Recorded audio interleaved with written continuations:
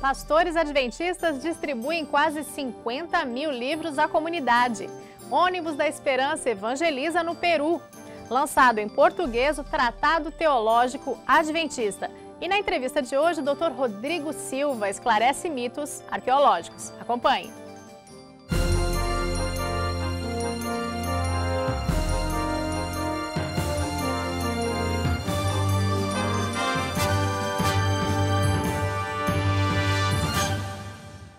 O concílio ministerial, que reuniu mais de 4 mil pastores adventistas que atuam em 8 países da América do Sul, chegou ao fim na semana passada. Antes de se despedirem, porém, de Foz do Iguaçu, cidade paranaense que sediou o encontro, os pastores fizeram uma grande distribuição do livro missionário Ainda Existe Esperança. Foram entregues gratuitamente 48 mil exemplares em Foz do Iguaçu e em Santa Terezinha do Itaipu. A ação missionária que ocorreu no dia 28 ganhou destaque na emissora RPC TV, que é afiliada da Rede Globo. Fotos do evento podem ser vistas no site www.concilio2011.org. Agora, veja a reportagem da Globo em Foz do Iguaçu. A esperança vai bater à sua porta. Esse foi o tema da campanha da Igreja Adventista, que percorreu os bairros de Foz do Iguaçu, fazendo a distribuição de livros. Os moradores receberam um livro do escritor argentino Henrique Chailly, que conta a vida de Jesus, do nascimento até a ressurreição. Foram 48 mil exemplares distribuídos de casa em casa. Mais de 4 mil pastores de 8 países sul-americanos participaram da entrega. Eles estão na cidade desde terça-feira para participar de um encontro.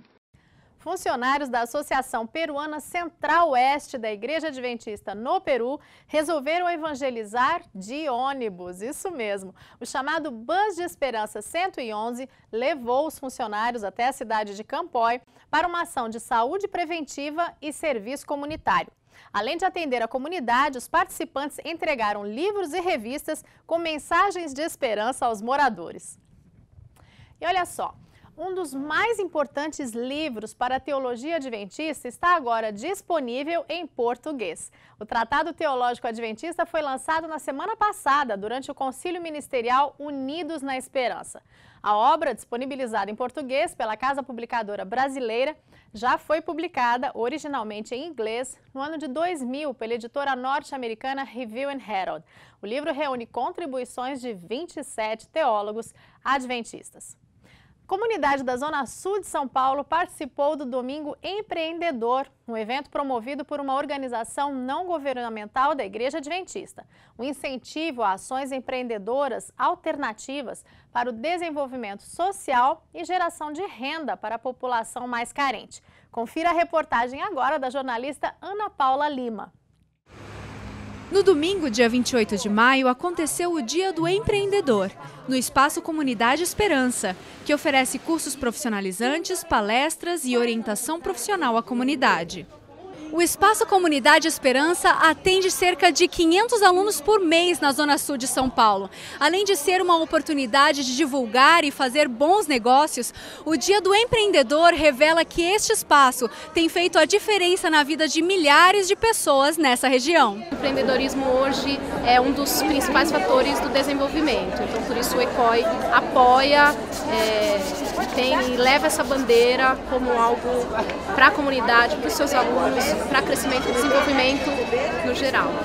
Parceiro do ECOI, o Sebrae ofereceu uma palestra sobre o empreendedor individual. É super importante levar a informação para as pessoas que desejam abrir um negócio, né? Porque vai alavancar dentro da comunidade novos negócios, vai distribuir, vai gerar renda, vai gerar emprego. Dona Marina quer deixar de ser diarista e está investindo em um próprio negócio como confeiteira.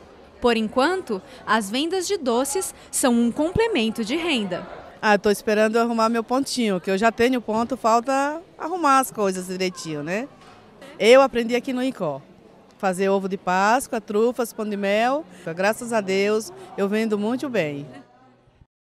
Alunos do Colégio Adventista do Partenon, em Porto Alegre, no Rio Grande do Sul, escreveram cartas para familiares fumantes pedindo que abandonem o vício. O assunto foi destaque em grandes jornais do Rio Grande do Sul, como o Zero Hora. Veja o vídeo com depoimento de uma das alunas. E me diz uma coisa, o que tu tá perguntando para ela? O que tu tá pedindo para ela na cartinha? Para ela parar de fumar. Por quê? Porque vai fazer muito mal para ela e a vida dela pode não ser muito longa assim, mas eu quero que ela viva bastante. E tu acha que ela vai gostar da cartinha? Vai. Será que ela vai parar de fumar? Sim, eu acho que sim.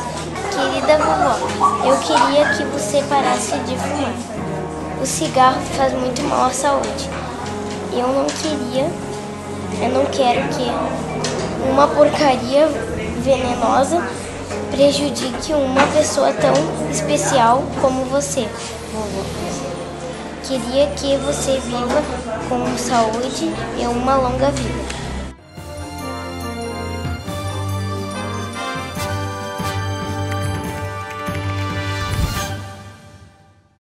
É comum a divulgação nos meios de comunicação de notícias relacionadas a achados arqueológicos ou descobertas históricas que comprovam a veracidade dos escritos bíblicos ou mesmo que contradizem o relato.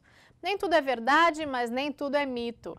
Por isso, a SNTV aproveitou o concílio ministerial e conversou com o Dr. Rodrigo Silva, teólogo, filósofo e especialista em arqueologia, professor do Centro Universitário Adventista de São Paulo. Perguntamos a ele a respeito da veracidade dos recentes achados chamados de Código de Chumbo. Bom, em primeiro lugar, esses achados ainda estão assim muito inéditos, nós temos informações ainda muito pequenas a respeito da qualidade deles, do conteúdo deles. O que nós temos, por enquanto, de oficial, de correto, é que esse material foi encontrado na região do Mar Morto, ali do lado da Jordânia, e, por alguma razão, esse livro de chumbo foi vendido para um beduíno. Esse beduíno levou para Israel, no caso, cruzou a fronteira, vendeu para um colecionador de antiguidades e agora tem uma briga entre o governo da Jordânia e o governo de Israel pelo artefato. Essa é a parte política. No que diz respeito à parte arqueológica, partes desse estranho livro de chumbo, de metal, já foram divulgadas e, aparentemente, aqueles que olharam, os técnicos em arqueologia que olharam, estão falando algo que realmente é extraordinário. Em primeiro lugar, que esse livro dataria de antes do ano 50 a.C. Isso já é algo muito avançado, porque, até então, pelos conhecimentos que temos até hoje, os livros eram em forma de rolo, de pergaminho. Os livros em forma de códex, que são semelhantes aos livros que temos hoje, ou seja, as páginas cortadas em retângulo e costuradas à mão, isso seria do final do primeiro século, entrando para o século II em diante. Então, se eu falo de um livro em forma de códex, em forma de livro como os atuais, anterior ao ano 50, já é uma coisa extraordinária. Segundo, pelas fotografias, parece que seria um documento cristão. Se isso também se confirmar, nós temos algo extraordinário. O documento cristão mais antigo que nós temos é um fragmento do papiro do Evangelho de João, que é o papiro John's Highlands, que data de aproximadamente 125 a 150 depois de Cristo, porque os originais do Novo Testamento se perderam. Então, seria um documento anterior até à produção de algumas cartas do apóstolo Paulo, talvez anterior até ao próprio Evangelho de João. Mas agora nós estamos esperando como é que vai terminar essa briga política entre Israel e a Jordânia pelo artefato e novas declarações. Algum simpósio vai ter em Jerusalém agora, eu estou indo para Jerusalém no mês de julho, vamos ver se eu consigo alguma novidade sobre isso lá, algum artigo científico. Por enquanto é aguardar, porém, caso se confirmem as expectativas sobre esse documento, como você disse, realmente será o maior achado arqueológico de arqueologia bíblica do século XXI, comparado aos manuscritos do Mar Morto descobertos em 1947.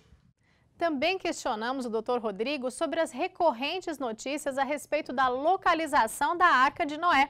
Veja o que ele respondeu. Esta é completamente sensacionalista.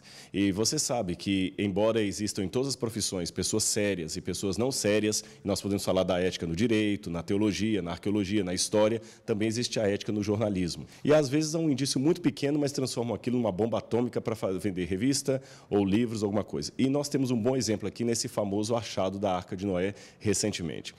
Eu tenho em casa colecionado 42 relatos de supostos achados da Arca de Noé. Com esse, então, teria o 43º. E, novamente, esse achado é falso. A novidade dele em relação aos outros anteriores é que, no começo, ele envolveu o nome de um arqueólogo sério, o Dr. Randall Price, que é arqueólogo, reside nos Estados Unidos, tem livros publicados na área de arqueologia, estudou em Israel, na Universidade Hebraica. E, a princípio, por alguma razão, o próprio Randall Price ficou surpreso com o achado e deu uma certa credibilidade. Eu troquei alguns e-mails com o Dr. Price e ele mandou, não só para mim, mas para outras pessoas também, um esclarecimento. A princípio, supondo que aquelas pessoas, alguns dizem que são chineses, outros falam que são coreanos, que teriam realmente achado a arca, ele chegou até a se interessar de fazer uma expedição com eles, porque eles diziam ter provas absolutas, mandaram fotografias, e o Dr. Randall Price chegou até a reunir alguns amigos que, confiados na credibilidade dele, chegaram a investir dinheiro nessa suposta achado, na expedição pressuposto achado. Até que, finalmente, descobriram que tudo não se tratava de um embuste, de uma fraude. O próprio Dr. Price começou a perceber que, quando ele pedia novas evidências, ele recebia evasivas como resposta, até que, finalmente, ele chegou à conclusão que pior que poderia chegar. Trata-se de mais uma falsa evidência. Esta edição da SNTV fica por aqui. Outras notícias você acessa em portaladventista.org em português e espanhol. Um abraço, até semana que vem.